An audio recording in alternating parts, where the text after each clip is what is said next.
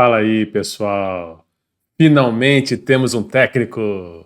Aqui eu tô com a camisa azul da seleção brasileira, segunda camisa, cor do manto de Nossa Senhora, campeã do mundo em 1958, primeiro título mundial da seleção brasileira, em homenagem à chegada do Carlo Ancelotti como técnico da seleção. Mas antes, deixa aqui o like, aperta o sininho aqui para notificação, se puder compartilha, ok? Vamos lá, porque hoje não tem como ser outro tema.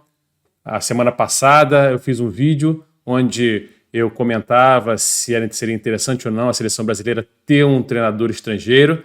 E naquele vídeo eu coloquei a minha opinião, qual seria meu preferido dentre os 3 nomes. E quem não assistiu vai lá assistir. Então eu acabei acertando Ancelotti, o novo treinador da seleção brasileira. Eu estou confiante com isso porque, como eu falei no outro vídeo também, o Ancelotti está acostumado a trabalhar com jogadores brasileiros, sabe lidar com jogadores brasileiros, com a vaidade, com a forma de jogar.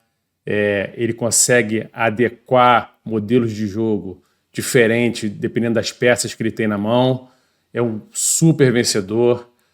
E tenho alguns dados para compartilhar com vocês aqui. Vou fazer já, beleza? Então vamos a isso para mostrar o que está me fazendo ficar confiante no trabalho do Ancelotti à frente da seleção brasileira. Valeu? Então vamos lá. Tamo junto.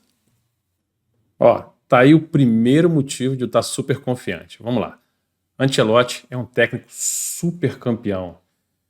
Foi 4 vezes campeão da Copa do Mundo de Clubes da FIFA. Né? É o maior vencedor ao lado do Guardiola. É o maior vencedor de Champions League, com 5 títulos de Champions League. E é o único treinador do mundo que, além de ter 5 títulos de Champions League, também foi campeão nas 5 maiores ligas europeias, campeão nacional, na Inglaterra, na França, na Itália, na Alemanha e na Espanha. E é o treinador com mais conquistas em torneios interclubes, todos os torneios interclubes da UEFA, com 8 conquistas. Temos aqui o Ancelotti. E aí, aquela superstição maneira, que nós gostamos muito no futebol, né? Tem os números, mas vamos lá. Vamos botar a superstição aqui também. 5 vezes campeão de Champions League, campeão nos 5 principais campeonatos nacionais da Europa. E o Brasil, o único pentacampeão mundial. Opa! Vamos conquistar o Hexa juntos, certo? E outra coisa, se ele conquistar o Hexa com o Brasil, ele também vai passar a ser 5 vezes campeão do mundo, porque são 4 em clubes e 1 com a seleção. Opa, olha aí. Olha aí as coisas se juntando, os astros se juntando. Vamos lá. Outra coisa importante, 4 dos grandes jogadores do futebol brasileiro jogam com ele hoje no Real Madrid. Ou estavam com ele agora no Real Madrid, né? O Vini Júnior, o Militão, o Rodrigo e o Endrick. Mas não são os únicos. Como eu falei, tem uma lista gigante de jogadores. E aí, se você quiser ver melhor, assim, nem vou listar todos nesse momento. Mas aqui hoje, tanto o GE quanto a CNN postaram vários jogadores brasileiros que já jogaram, que já foram treinados pelo Ancelotti. Dentre os vários brasileiros, alguns, como esses aqui de baixo, jogaram com o Ancelotti chegando ao ápice da carreira. Aí você vê o Kaká, quando jogou com o Ancelotti, ganhou o prêmio Melhor do Mundo FIFA e o Bola de Ouro da France Football. E na temporada passada, o Vini Júnior, aqui também, ganhou o prêmio FIFA de Melhor Jogador do Mundo. Ou seja, grandes craques brasileiros chegaram ao ápice comandados pelo Ancelotti. E justamente os 2 últimos melhores do mundo do futebol brasileiro. Certo? Então vamos lá, mais um motivo para estar confiante. Dentre tantos brasileiros treinados pelo Ancelotti, 8 foram campeões mundiais de futebol pela seleção brasileira na Copa de 2002.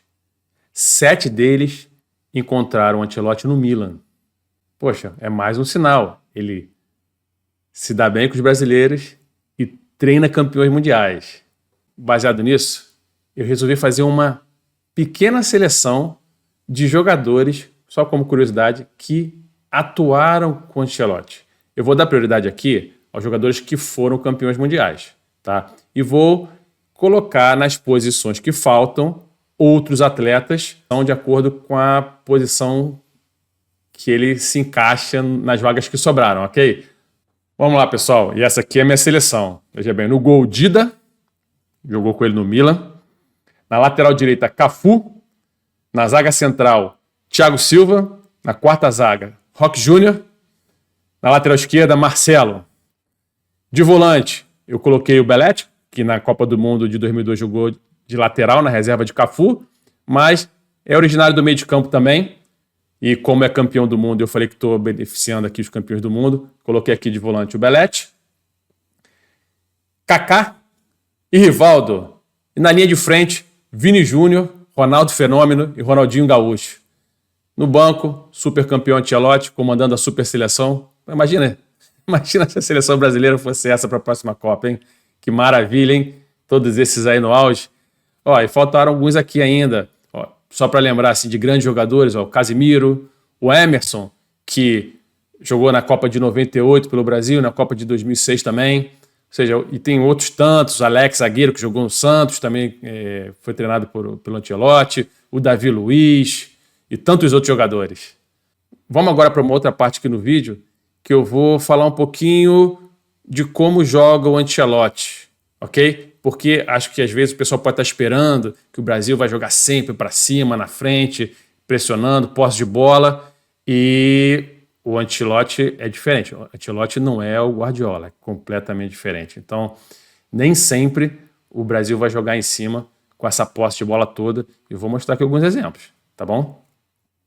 O Ancelotti não vai ter aquele modelo de jogo fixo, vamos lá, como o Guardiola, que está sempre em cima, posse de bola, ou o próprio Barcelona atual, o jogo muito aberto.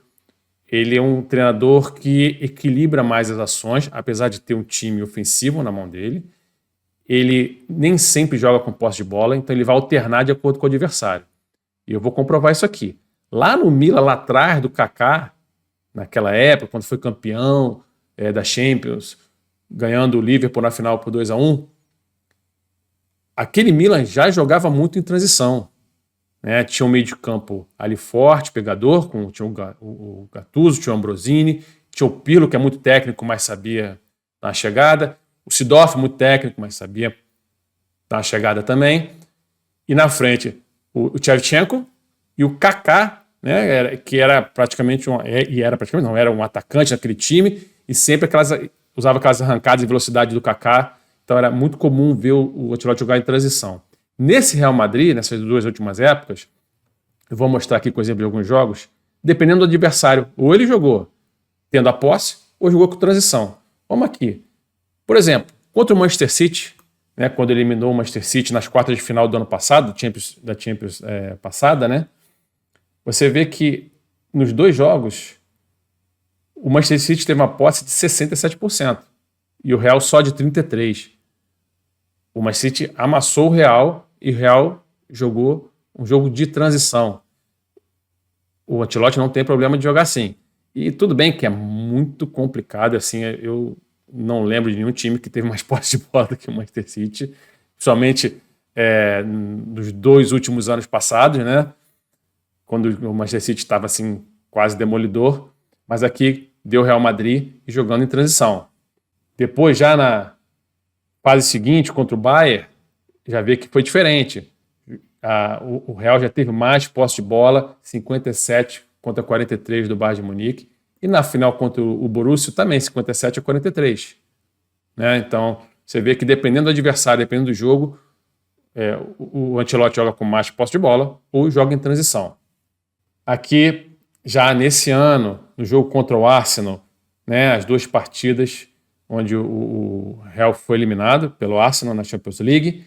O primeiro jogo, o Arsenal teve mais posse, 53-47, né, e ganhou aqui de 3-0, deu uma lavada. E já na segunda partida, precisando da vitória, precisando reverter um placar muito difícil, o Real teve 66% de posse de bola e deu o jogo de transição para o Arsenal, que acabou vencendo a partida, né? E aí venceu os dois jogos, venceu o segundo jogo por 2-1. E também contra o Barcelona, tanto na Copa do Rei, que é esse jogo aqui, que você vê que o Barcelona teve 59% de posse de bola contra 41% do Real Madrid, como nessa partida desse final de semana agora, que praticamente é decisiva, né, na La Liga, que o Barcelona ganhou por 4-3, você vê que o Barça teve 62% de posse de bola contra 38% do Real Madrid. Então, pessoal, não pensa que o Ancelotti vai todo jogo pegar posse de bola e jogar em cima do adversário. Acho que ele vai variar muito de acordo com a forma de jogo do adversário, com o momento da seleção, com os jogadores que ele vai ter na mão. Beleza? Para finalizar, eu acho muito interessante ter o Ancelotti por essa razão, inclusive, de ele também saber jogar em transição. Em minha opinião, hoje, os extremos do Brasil são o ponto forte da seleção. Nós temos o Vini Júnior, nós temos o Rodrigo, que também cai pela extrema, temos o Rafinha, temos o Luiz Henrique, nós temos o Antony voltando a jogar bem no Betis, então nós temos o Martinelli do Arsenal. Então temos vários extremos que nos permite esse jogo de transição e velocidade partindo num contra um pelos lados do campo. Podemos ter o Neymar? Podemos ter o Neymar, ainda não sabemos, né? Então, o que eu vejo aqui são possibilidades. Acho que o Brasil hoje, no meio de campo, já não temos aqueles jogadores de criatividade como tivemos antes. Por exemplo, eu dei o exemplo da Copa de 2002, né? Que de fora da seleção, né? Ficaram de fora da Copa craques, camisa 10 como Alex, como Djalminha, jogador de meio de campo excelente como Juninho Pernambucano. Então, esses caras nem foram para a Copa do Mundo. Hoje já não temos isso. Nosso meio de campo não é tão criativo. Então, ter um técnico que sabe jogar bem em transição e não tem problema com isso, pode ser interessante para o Brasil, tá? Outra coisa. Talvez um atleta que hoje não está mais sendo convocado, né, até porque se machucou, ficou fora, viveu uma fase muito ruim, volte a ter oportunidade com o Ancelotti, que é o Richarlison. Hoje nós também não temos ali um centroavante, né, definido, fixo, e ele já trabalhou com o Richarlison no Everton. Pode ser também que o Endrick comece a ter mais espaço e ganhe essa posição ali. Bom, vamos ver. Tem chegando o Pedro, ele não trabalhou com o Pedro ainda, mas o Pedro voltando aí no Flamengo, vamos ver. Outro jogador que talvez retorne para trazer experiência e bagagem, talvez o Casemiro, que também trabalhou com o Ancelotti muito tempo no Real Madrid. Bom, vamos ver agora a próxima convocação, já sai agora aqui no final de maio. E é isso, pessoal. Gostaram da análise? Aí, gostando, não gostando? Comenta aqui, beleza? Dá o like, aperta o sininho, compartilha. Obrigado mais uma vez por esse vídeo, tá aqui comigo. Abraço grande. Tchau, tchau.